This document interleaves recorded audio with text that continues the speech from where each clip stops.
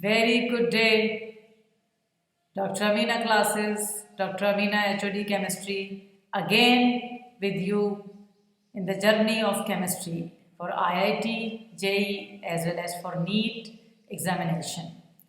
So welcome back my dear children.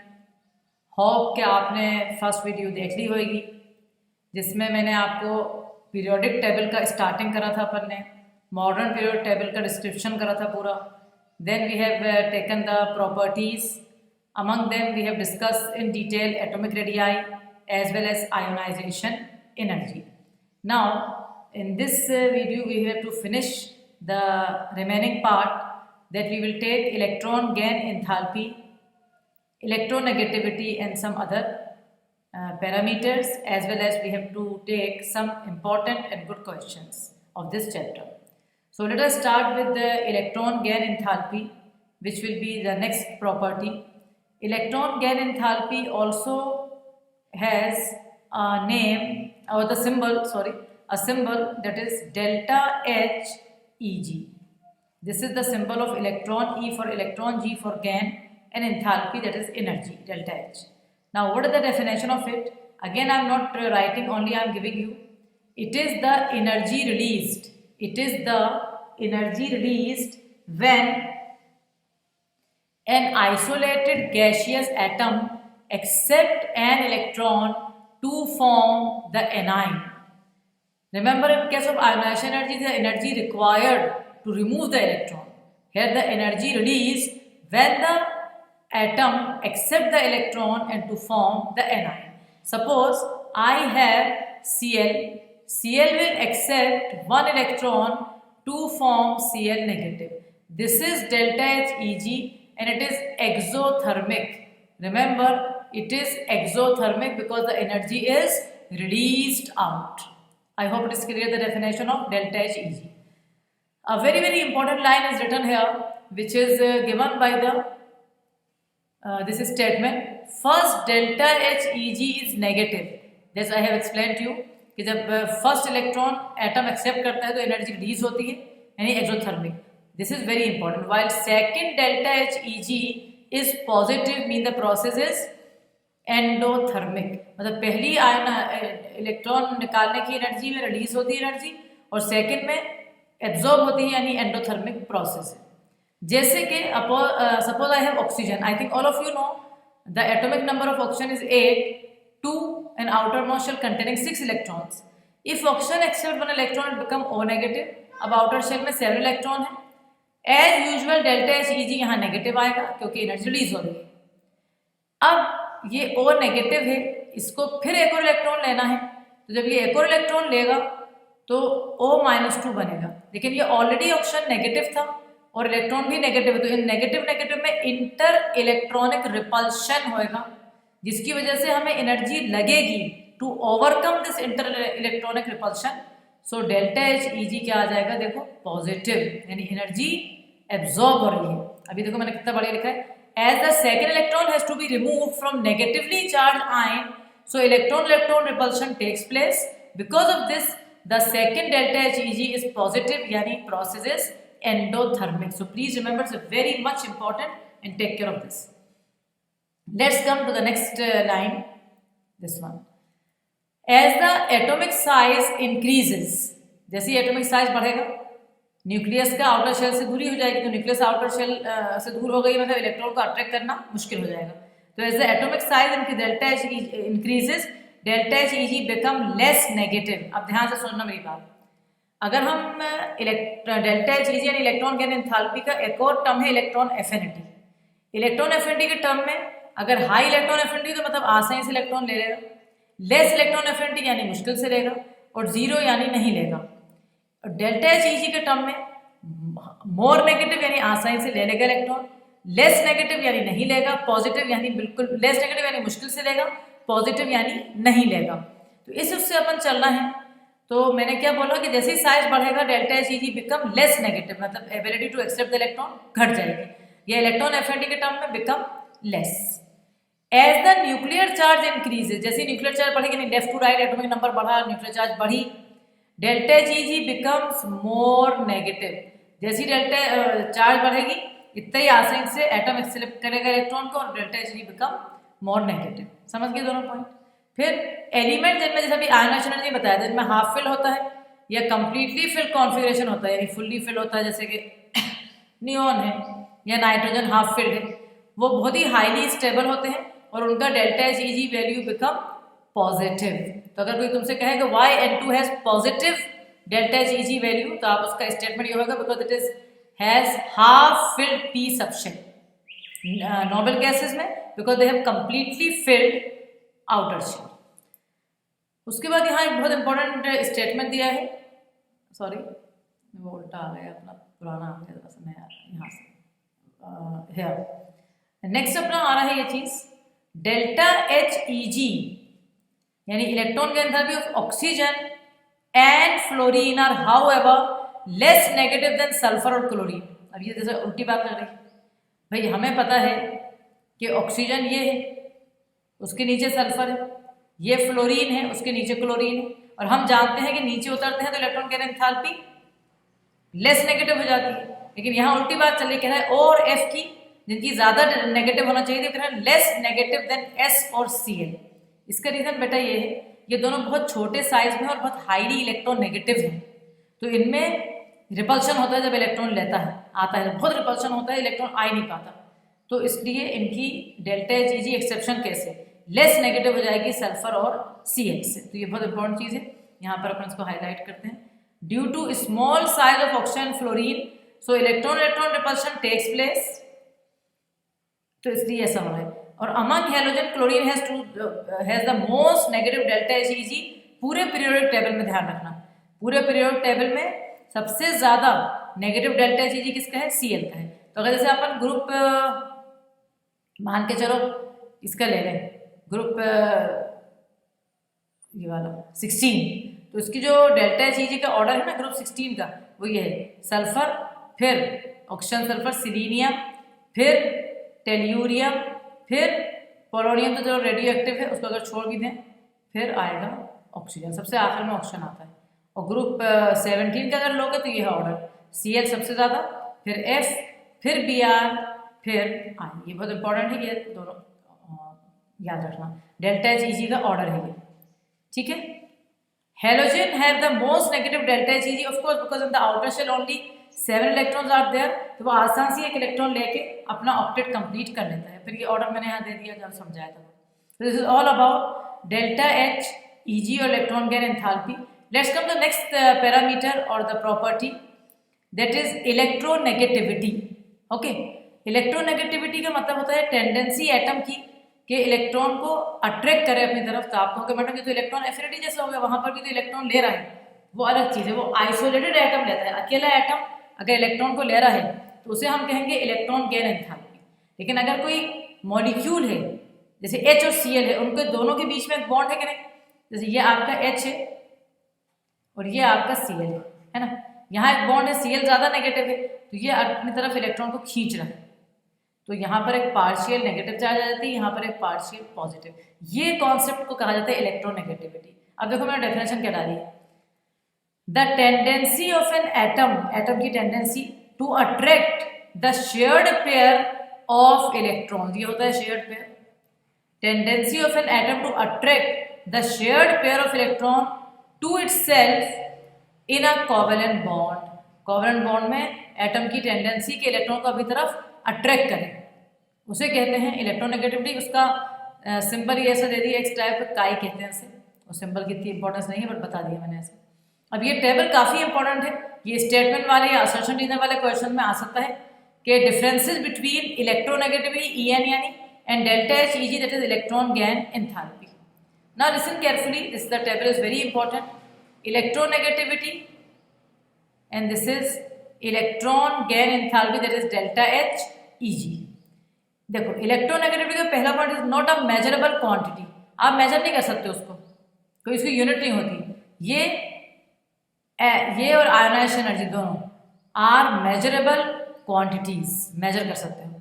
Electronegativity को अपन नहीं कह सकते कि 2.8 है, वो तो खैर स्केल बनाए हुए हैं, पॉलिंग था, मॉलिक्यूल, इन लोगों ने कंपेयर करने के लिए स्केल बना दी, बट एक्चुअल उनकी कोई प्रैक्टिकली या न्यूमेरिकली वैल्यू नहीं होती।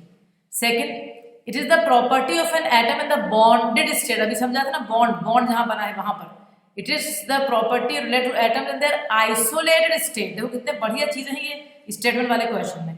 आइसोलेटेड स्टेट में डेल्टा एच है, बॉन्डेड में इलेक्ट्रोनेगेटिविटी। फिर आ रहा है आपका इलेक्ट्रोनेगेटिविटी इज नॉट कांस्टेंट, ये बहुत इंपॉर्टेंट है।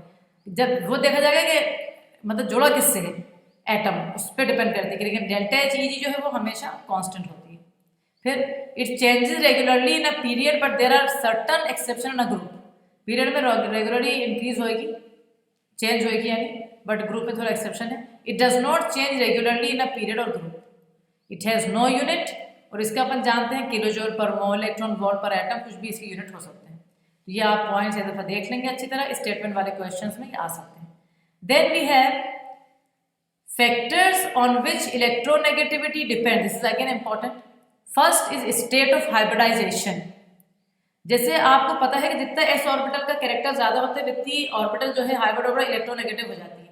तो देखो sp हाइब्रिडाइज कार्बन अगर है तो उसमें s का 50% है, तो s ऑर्बिटल बहुत ज्यादा है।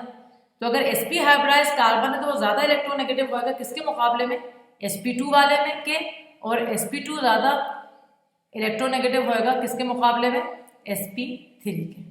ठीक है, जैसे कि अगर मेरे पास फॉर एग्जाम्पल ऐसा है, जैसे कार्बन डबल बॉन्ड वाला है, कार्बन ट्रिपल बॉन्ड वाला है और कार्बन सिंगल बॉन्ड वाला है।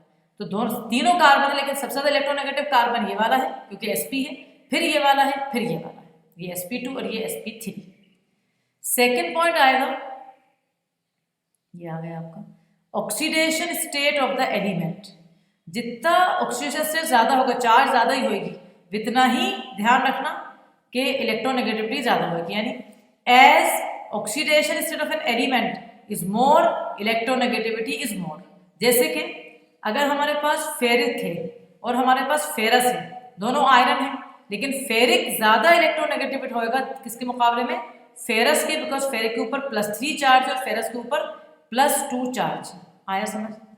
Now from left to right, अगर जब लेफ्ट टू राइट जाओगे तो इलेक्ट्रोनेगेटिविटी बढ़ेगी, इलेक्ट्रोनेगेटिविटी बढ़ेगी, ठीक है, लेकिन टॉप टू बॉटम में इलेक्ट्रोनेगेटिविटी घटेगी। तो यानी पीरियड में लेफ्ट टू राइट इलेक्ट्रोनेगेटिविटी बढ़ेगी, यानी नॉन मेटालिक कैरेक्टर बढ़ेगा, और ग्रुप में टॉप टू बॉटम इलेक्ट्रोनेगेटिविटी घटेगी, यानी मेटालिक कैरेक्टर बढ़ेगा।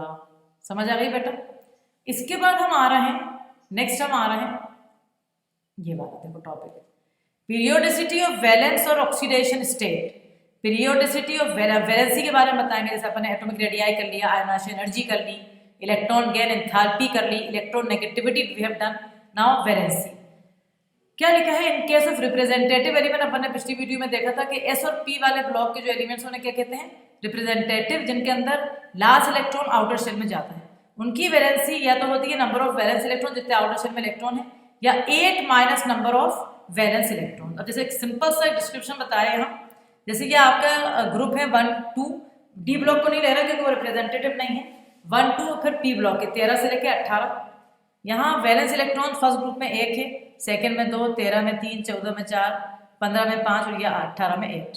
वैलेंसी फर्स्ट की 1 ही रहेगी, सेकेंड की 2 रहेगी, 13 की भी 3 और 14 की 4, यहाँ तक नॉर्मल है।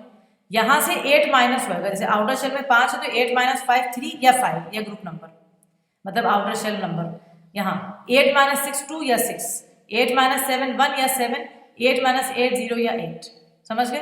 तो ये देखा कि लेफ्ट टू राइट पहले बढ़ती गई, फिर अपन देख रहे हैं घटती गई। So this is the periodicity in valence. उसके बाद डी और एफ ब्लॉक अगर आ रहा है हमारा, तो D and F block element में वेरिएबल वैलेंसी होती है, मतलब जैसे देखते हैं ना अपन मैग्नीज की +7 तक जाती है, 2 3 4 5 6 7, आयरन की फेरस फेरिक और भी बहुत सी सबकी हैं। तो क्यों होती है? क्योंकि इनके अंदर इन्वॉल्वमेंट किसका होता है, valence as well as D and F electrons also. इनमें आउटर शेल के साथ साथ अंदर का डी और एफ इलेक्ट्रॉन जो है वो भी इसमें पार्ट लेते हैं। समझ गए? नाउ इन अ पीरियड के अंदर, जैसे ये तो अपन ने ग्रुप का बता दिया, यहाँ पर मतलब जनरल बता दिया। In a period valency increases till 4, ये जो उससे पहले बताई थी वो बात, then decreases till 0, while in a group valency remain same, group में वैलेंसी हमेशा सेम होती है। इसके बाद हम एक चीज देखेंगे कि कभी कभी कंफ्यूजन होता है बच्चों को कि ऑक्सीडेशन स्टेट और वैलेंसी में क्या डिफरेंसेस है, what is the difference between oxidation state and valency. देखो ये भी इंपॉर्टेंट है, valency is fixed, valency fix होती है, मतलब हमेशा जैसे हेलोजन की वैलेंसी 1 होगी, ऑक्सीजन की हमेशा -2 होगी या 2 कह दो, but oxidation state can change, ये बहुत इंपॉर्टेंट पॉइंट। जैसे ऑक्सीजन की वैलेंसी -2 है, लेकिन oxygen state of oxygen can differ, वो डिपेंड करता है किससे वो जुड़ा है।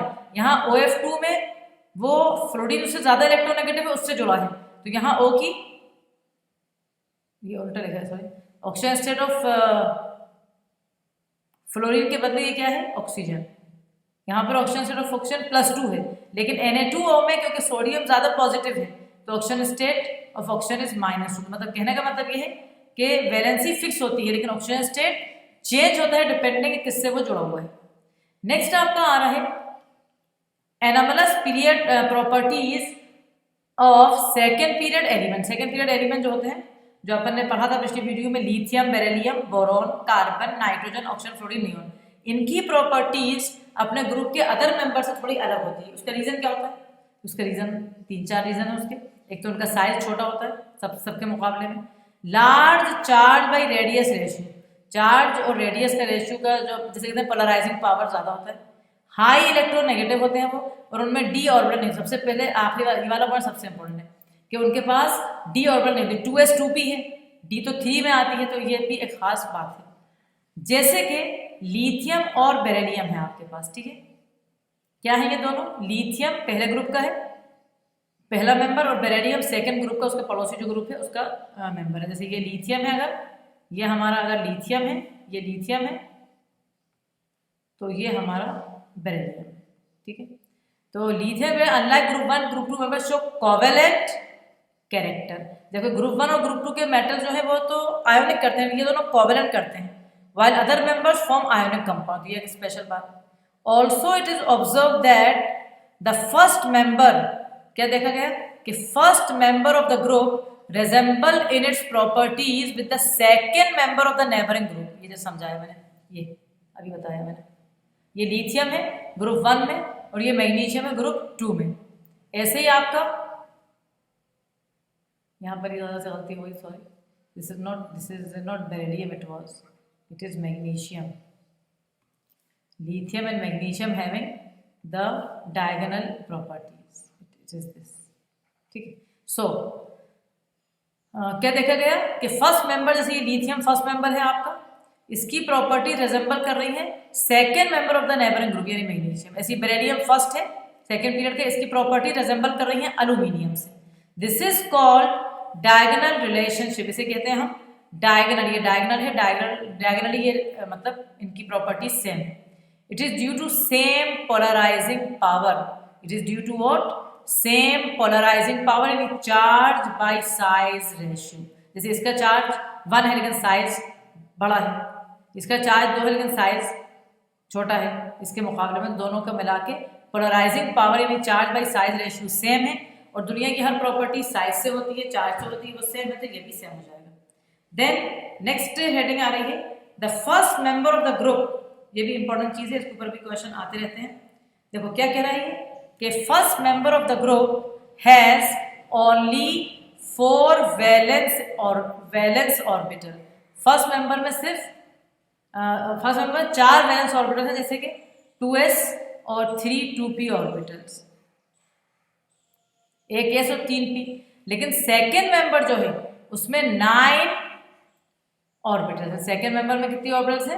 9, एक s और 3p और 5 d orbitals. So this is again a very special property कि फर्स्ट मेंबर के पास सिर्फ 4 ऑर्बिटल्स हैं और सेकेंड के पास 9 है। जैसे कि maximum covalency of first member is 4, maximum covalency first member की क्या है? 4 है। जैसे boron forms only Bf4 negative, while other members can have maximum covalency of 6, जैसे एल्यूमिनियम AlF6-3 तक बना सकते हैं। तो कोई भी फर्स्ट मेंबर सेकंड पीरियड का आएगा उसकी कोवेलेंसी 4 ही होगी। इसका आंसर होगा due to absence of vacant d orbital. Let's move further. ये सब कुछ फैक्ट भी हैं, ये फर्स्ट मेंबर की बातें चल रही हैं। Due to small size and high electronegativity, size छोटा और high electronegativity, first member has the ability to form P pi multiple bonding. एक पी ऑर्बिटल का एक अनपेयर्ड इलेक्ट्रॉन दूसरी पी ऑर्बिटल के दूसरे एटम के अनपेयर्ड से मिलकर पाई बॉन्ड बनाएगा अपने साथ या दूसरे अदर मेंबर्स का। जैसे carbon double bond carbon, carbon triple bond carbon, ये पाई बॉन्ड बन रहा है, पी पाई मल्टीपल बॉन्ड है यानी पाई बॉन्ड, ये N double bond N C triple bond N, ये सब आया समझ। तो ये सब आपका प्रॉपर्टी जो फर्स्ट मेंबर में होती है। फिर एक नेक्स्ट चीज है oxides of the element the extreme left hand side, ये अपन 10 से पढ़ते हैं। एक्सट्रीम लेफ्ट हैंड साइड वाले बेसिक हैं जैसे Na2O K2O, extreme right hand side वाले एसिडिक हैं जैसे SO2 CO3 Cl2O7, ये कोई से। और सेंटर वाले या तो एम्फोटेरिक है या न्यूट्रल। अगर वो एम्फोटेरिक है जैसे Al2O3 या As2O3, ZnO भी होता है इसमें, और अगर न्यूट्रल है तो ये 3 याद करना, न्यूट्रल सिर्फ 3 ही याद करना है। Nitrous oxide this is N2O, NO यानी नाइट्रिक ऑक्साइड और CO यानी कार्बन मोनोऑक्साइड। एक एग्जांपल दे दी मैंने एम्फोटेरिक का कि वो एसिड और बेस से रिएक्ट करता है, जैसे एसिड से Al2O3 AlCl3 बनाता है, बेस से ये कॉम्प्लेक्स बनाता है NaAlOH होल 4। फिर ये कुछ फैक्ट है हमारे पास, जैसे ऑस्मियम का ऑक्सीजन से सबसे ज्यादा होता है +8, सॉलिड में OS का डेंसिटी सबसे ज्यादा होता है ऑस्मियम की जो कि 22.7 है, और लिक्विड में मर्क्यूरी की सबसे ज्यादा होती है जैसे 13.6। these are facts only। Metal में टंगस्टन का हाईएस्ट मेल्टिंग पॉइंट है 683 केल्विन, लेकिन नॉन मेटल में कार्बन का है जो कि 4000 तक जाता है। ऑल द एलिमेंट्स में हीलियम जो है उसका लोवेस्ट बॉइलिंग पॉइंट है जो कि 4.2 केल्विन। आया बेटा समझ। इसके बाद इलेक्ट्रोनेगेटिविटी का मेजरमेंट ज़्यादा इंपॉर्टेंट नहीं है, ऐसी बस देख लो, ज़्यादा क्वेश्चन मैंने नहीं देखे इसमें, लेकिन दे दिया एक मोलिकुलर स्केल का दे दिया कि इलेक्ट्रोनेगेटिविटी उससे बहुत आसान सी दे दी। आयोनाइजेशन एनर्जी अगर मिले और इलेक्ट्रॉन गेन एंथैल्पी मिलेगा तो 2 से डिवाइड कर दो, अगर IE और डेल्टा GG इलेक्ट्रॉन वोल्ट में है, अगर किलो जूल पर मोल में है तो डिवाइड कर दो 540 से, अगर किलो कैलोरी पर मोल में तो डिवाइड कर दो 130 से।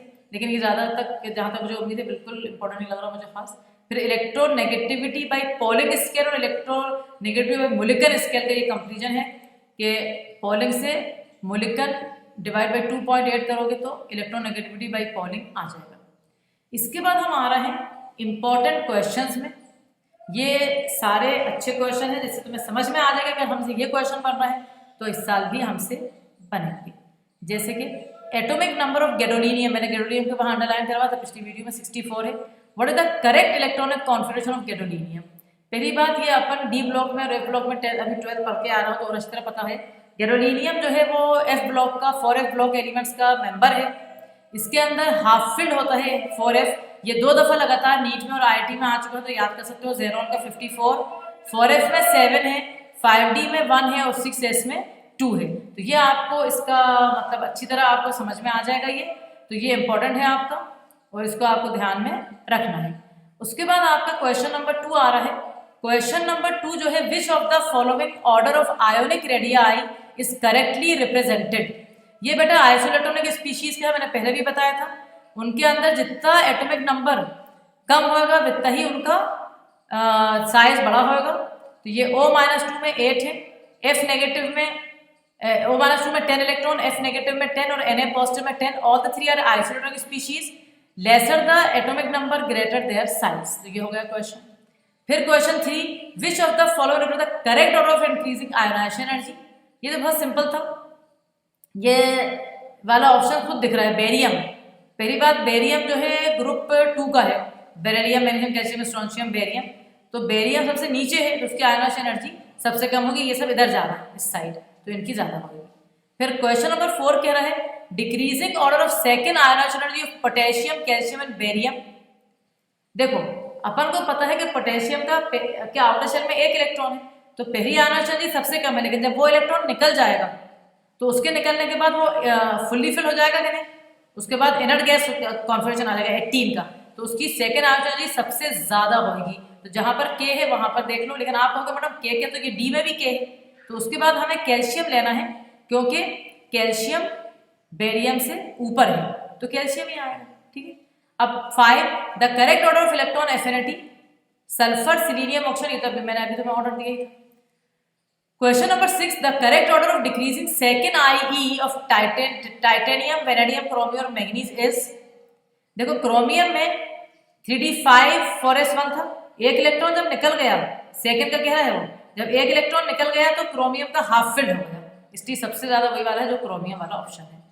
फिर क्वेश्चन मतलब ये सब करने से अपन को समझ में आ रहा है कि हमें ज्यादातर ऑर्डर वाले क्वेश्चन या स्टेटमेंट वाले इस चैप्टर में से आएंगे, हमें उन्हीं की प्रैक्टिस करना है। थ्योरी हमारी स्ट्रॉन्ग है तो क्वेश्चन खुद बन जाएंगे। Question number 7, which of the following represents the increasing order of the polarising power of these four. देखो पोलराइजिंग पावर में चार्ज देखते हैं, जिसकी चार्ज सबसे ज्यादा है और जिसकी सबसे कम है, तब ये K पॉजिटिव आपका मतलब polarising power charge by size होता है ना, तो इसका चार्ज 1 है और साइज बड़ा है तो सबसे कम हो गया ये वैल्यू, और इसका चार्ज ज्यादा है और साइज भी का तो सबसे छोटी हो गई, सबसे बड़ी है। फिर largest difference in radii is found in the case of pair, ये बहुत इंपॉर्टेंट है, ये एम्स का क्वेश्चन बन के आ चुका है। लिथियम के बाद सोडियम में जाओगे तो साइज बढ़ेगा, बट सोडियम से पोटेशियम में बहुत ज्यादा बढ़ जाता है, तो ये चीज तुम्हें याद करना है, सोडियम पोटेशियम वाला। Then question number 9, increasing order of first IE of boron phosphorus sulphur and fluorine. Boron की सबसे कम है, अब जैसे तुम्हें अगर इसको जरा सा भी समझना है तो मुश्किल हो रहा है, हमें मालूम नहीं आ रहा, तो ये बोरोन है आपका, ठीक है। फिर यहाँ फ्लोरीन है, यहाँ पर बोरोन का 5 था, फिर 6 कार्बन था, तो ये नाइट्रोजन था, जैसे नाइट्रोजन यहाँ फॉस्फोरस दे रहा है वो, और ये आपका ऑक्सीजन यहाँ सल्फर है। तो किस किस के बीच में हमें कॉम्पिटिशन है, बोरोन है हमारा, फॉस्फोरस है, सल्फर है और फ्लोरीन है ना। अब कह रहा है increasing order of first IE, सबसे कम बोरोन की, क्योंकि आयनाइजेशन इधर जाते तो बढ़ती है, समझ में आ गया बोरोन। फिर अब यहाँ कंफ्यूजन होगा कि सल्फर है कि फॉस्फोरस, नॉर्मली सल्फर होना चाहिए था, मतलब नॉर्मली लेकिन सल्फर है, क्यों है आपका सल्फर, क्योंकि सल्फर यहाँ पर हाफ फिल आ गया है इसलिए। फिर क्वेश्चन नंबर 10 है the correct order of radii, ये फिर वही वाला आ गया आइसोलेटर स्पीशीज वाला।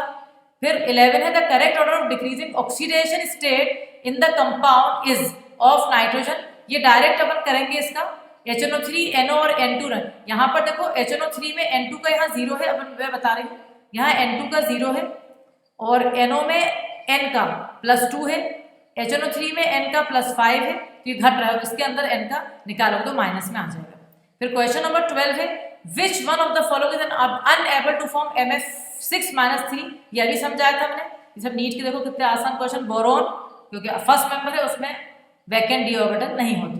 13 कह रहा है which one of the following oxide, which one of the following oxide is which one of the following oxide is most acidic in nature. अब ये बड़ा अच्छा क्वेश्चन था क्योंकि ये सारे बेसिक हैं, आपको क्या मैडम ये तो एम्फोटेरिक है, लेकिन ये चैलेंजिंग क्वेश्चन था, एम्फोटेरिक है लेकिन एम्फोटेरिक में एसिडिक नेचर ज्यादा होता है, तो इसलिए ये वाला है, बाकी सब बेसिक है। क्वेश्चन नंबर 14 में 114 का दिया हुआ है एटॉमिक नंबर, कह रहा है कौन सी फैमिली का होता है। ये आप जब फर्स्ट वीडियो देखोगे तो आपको कार्बन फैमिली दिख जाएगी, और कार्बन फैमिली में आखिरी शेल में NH2 NP2 होता है। लास्ट वाला ionic mobility of which of the following is lowest when aqueous solution of their salts are put under an electric field. जो सबसे छोटा है ना उसकी आयोनिक मोबिलिटी सबसे कम होती है, क्योंकि जो सबसे छोटा है वो पानी के मॉलिक्यूल से जुड़ के सबसे बड़ा बन जाता है, ठीक है। So all the best my dear children for NEET and IIT। This is doctor Amina, HOD chemistry from Dr. Amina classes. Don't forget to see the video, like the video, subscribe the channel and share it with many friends.